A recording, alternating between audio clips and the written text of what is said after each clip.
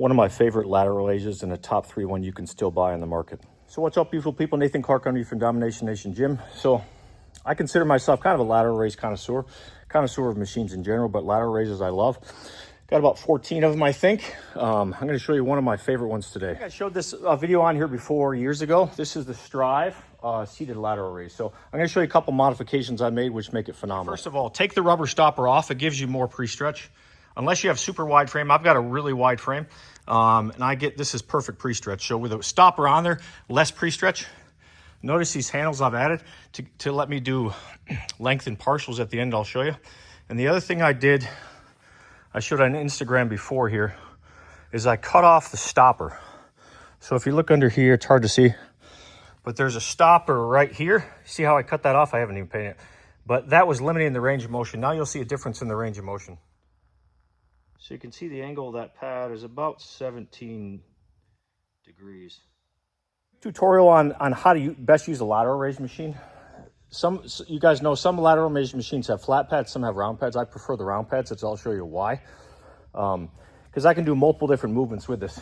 But instead of grabbing the handles, I want you to see how using the machine as advertised by the manufacturer limits the range of motion, minimizes gains, because you can barely get up to 90 comfortably.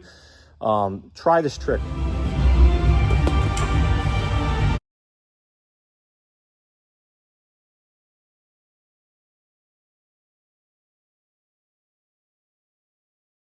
So you can see when I do the lateral raise, I'm not going to grab here. I'm actually going to have my arms extended out.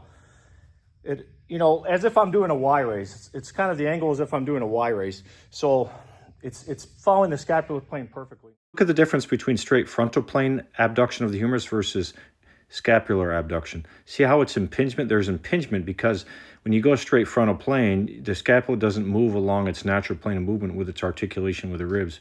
But look at the increase in range of motion when the humerus moves along the scapular plane. There are some lateral raise machines like the Core lateral raise, the Med-X lateral raise. Several lateral raise machines have a pad with handles here that let you grab it in that perfect plane. But a lot of them are just these rollers at 90 degrees. Again, you're still going to stimulate some medial delt, but you're going to get way more stimulation of anterior posterior delt. Remember, there's like 6 or 7 heads of the deltoid. So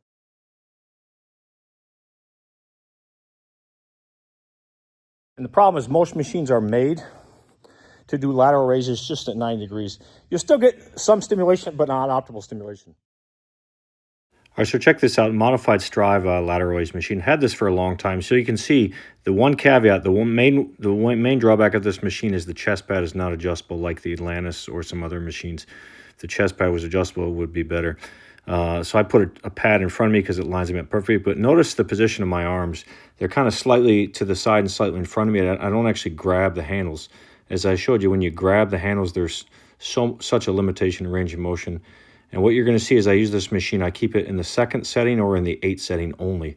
So shoulders have a different strength curve than chest. Shoulders, what I actually find is instead of the 3 Strive set, you actually want to do the beginning range. You want to do a number 3 set on a Strive and first and then a number 2 set after, because your shoulders are actually, the strength curve is such that they're biased in the shortened position. So they're stronger in the shortened position, and they tend to shoulder movements, lateral raise in particular, tend to do better when it's not too heavy in the beginning, when the load is more towards the end, which is what you're doing here. So you can see I'm going to switch it from the 2nd setting to the 8th setting back and forth. Those are the only 2 settings I use in this.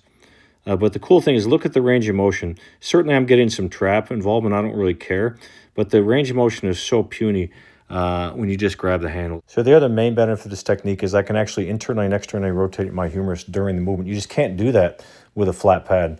You can't do that. And here, this is the length and partials. Check out this handle. So you grab the handle and you kind of just assist yourself to do just bottom 3rd range of motion partials. It's kind of a cool technique. I do just kind of after I've done the main set. So look at the position of my arms. It's a perfect position. Again, there's a slight internal to external rotation movement as I'm doing this as well.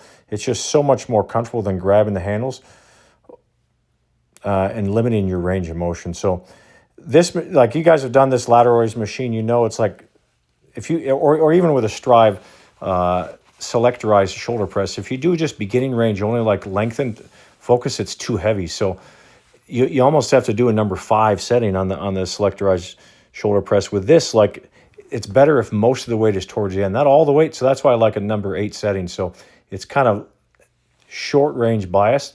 It just works better. So you can see here me grabbing the handles and doing those short and partial. So again, just appreciate the range of motion, the position. With those stoppers off, I can come all the way up. With the stoppers in, without cutting them off, it limits your range of motion. So check this out. This is the other movement. You can face out from the machine and do like a 70-degree Nautilus shoulder. It's just a cool technique to superset from in to out. That's why I love this. And again, you couldn't do this unless you cut the stoppers off.